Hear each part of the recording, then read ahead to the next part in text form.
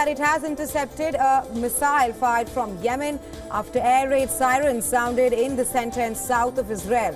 As per local media reports, the missile was shot down using the long-range Arrow air defense system, which is designed to intercept ballistic missiles above the atmosphere. Israel's emergency medical service reported no injuries from the projectile.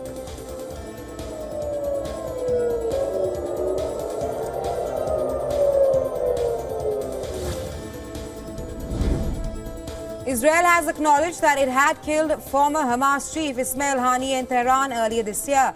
This marks the first public acknowledgement that Israel was behind the late July killing of Haniyeh in the Iranian capital. He was killed in a blast hours after he attended the inauguration of new Iranian President Masoud Pezeshkian.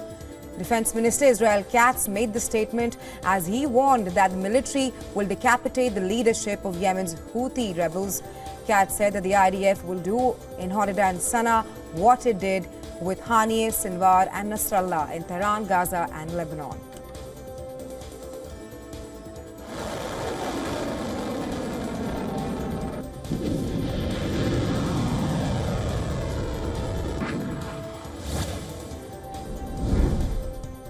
India's External Affairs Minister Dr. Jaishankar is set to visit the United States from December 24th to December 29th. Dr. Jaishankar will be meeting counterpart to discuss key bilateral, regional and global issues. During the visit, the External Affairs will also chair a conference of the Council General of India in the United States. This is the first high-level official visit to the US following Trump's victory in the presidential polls.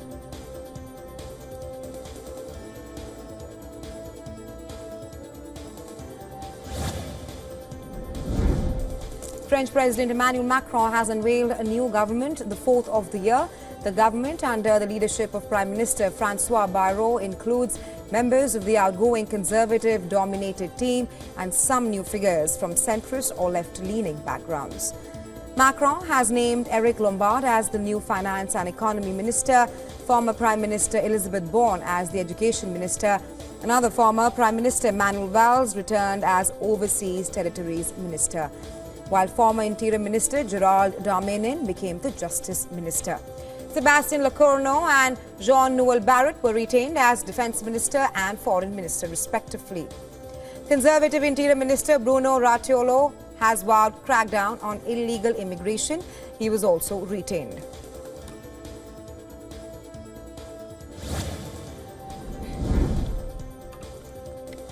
Turkey President Recep Tayyip Erdogan said protecting Syria's territorial integrity is an unchanging line for Ankara. He made the statements after warning Israel that it would be forced to withdraw from the land it had seized. Last week, Erdogan hit out at Israel over its plans to double the population living in the occupied and annexed Golan Heights, denouncing it as a bid to expand its borders in the wake of the fall of Syria's Bashar al-Assad.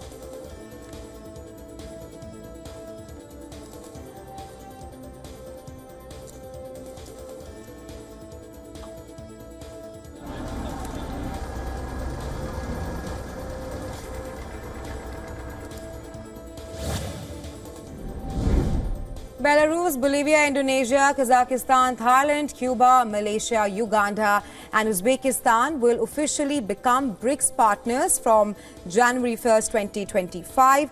This is according to Kremlin aide Yuri Ushakov. He added that more than 20 countries show interest in the work of BRICS and doors of the association remain open for like-minded nations.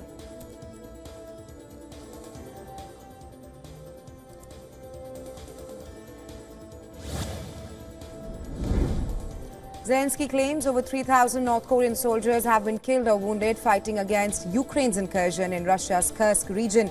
Zelensky further criticized the world leaders for doing nothing to counter Russia's military cooperation with North Korea. He said that he has received a report from Army Commander-in-Chief on the situation and warned of risks of North Korea sending more troops and military equipment to the Russian army.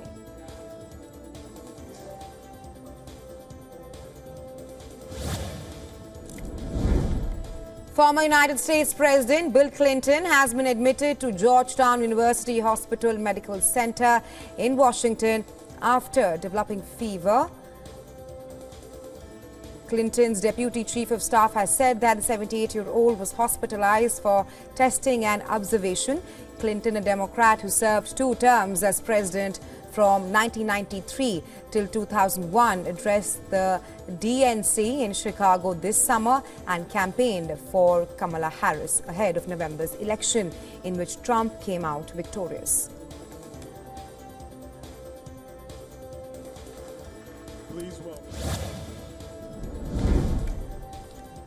Mozambique's High Court has confirmed the disputed election results that extended the ruling Frelimo party's half-century grip on power. The party's winning claim has been under dispute due to allegations of rigging, but the council has ruled that presidential contestant Daniel Chapo secured 65% of the vote, revising down the initial results to the nearly 71%.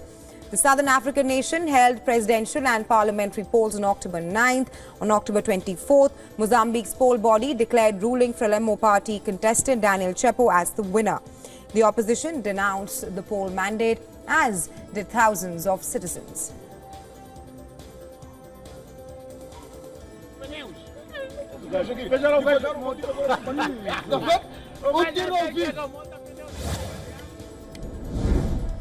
The Indian Weather Department has predicted light to heavy rainfall in several parts of India for Tuesday, while the cold waves continue to grip several parts of India. According to the Weather Department, the well-marked low-pressure area of the southwest and adjoining west central Bay of Bengal is likely to move west-southwestwards, which will bring light to heavy rainfall in southern India. Dense fog conditions are very likely in isolated places of the states in North India, as marked on the map on yours. Ground frost is also predicted in the state, along with in Punjab, Haryana, Chandigarh and Northeast India.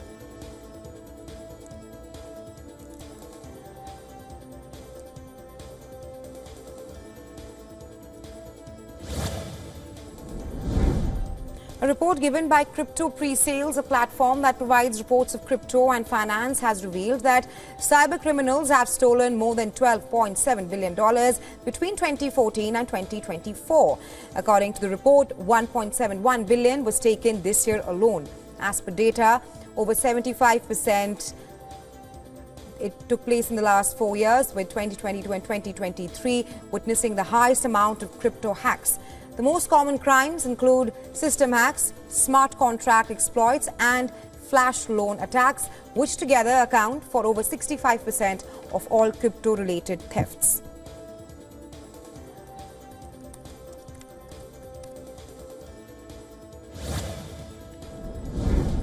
Police in Singapore are probing a scam website disguised as a government portal.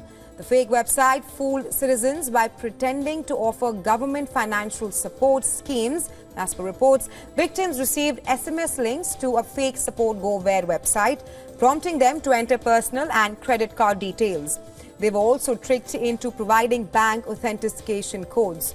Reports further suggest that around 20 fraudulent sites connected to the scam have been discovered, with more than 600 dormant sites believed to be linked to the same perpetrators.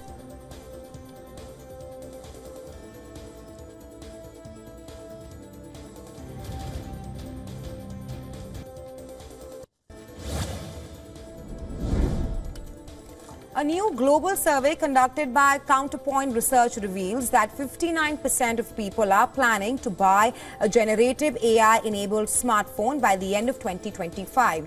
This growing trend is seen strongest in the US, followed by Germany and France. GenAI, known for its applications in writing, document editing and research, is gaining widespread popularity, while 32% of users are known with GenAI. 73% of them have already used it on their smartphones. But despite growing interest, only 19% are willing to pay a premium for GenAI phones, suggesting the manufacturers might need to rethink their strategy and offer more affordable models to tap into this demand.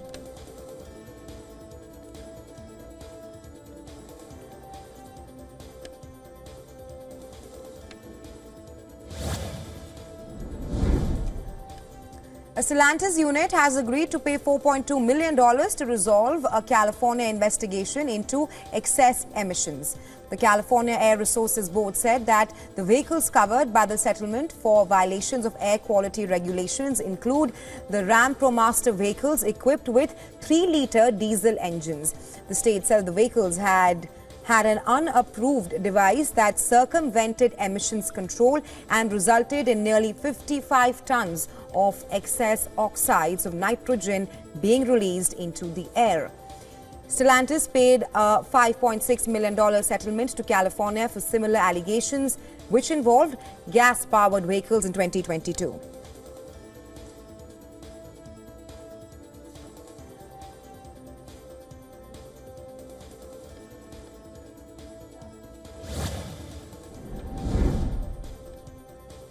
The dollar opened higher as the prospect of higher for longer U.S. rates remained top of investors' minds, leaving other currencies struggling near milestone lows.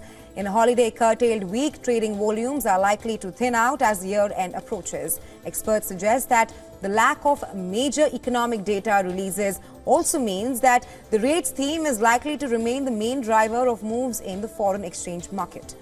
The euro last month bought $1.04 but was not far from a 2-year low it touched in November.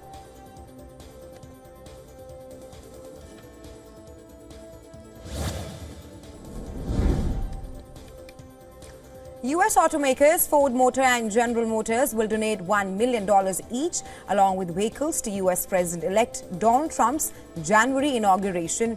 Policies on tariffs and EVs under consideration by the incoming administration would perhaps affect Detroit car makers such as Ford, which is struggling to ramp up and sell its battery-powered models. Trump has proposed broad tariffs on imports from Mexico and Canada, as well as killing an EV tax credit that benefits Ford.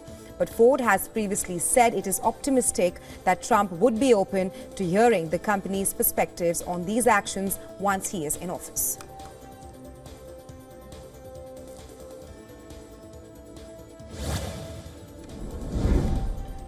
Oil prices were in early deals in the Asian markets, with prices supported by U.S. economic data and rising oil demand in India, which is the world's third largest oil importer. New orders for key U.S. manufactured capital goods surged in November amid strong demand for machinery, while new home sales also rebounded in a sign that the U.S. economy is on a solid footing towards the year end. The U.S. is the world's top oil consumer, but in the shorter term, traders are looking for indications of U.S. demand from the crude oil and fuel stockpiles data due from the American Petroleum Institute Industry Group later today. That's what could trigger movements in the commodities market.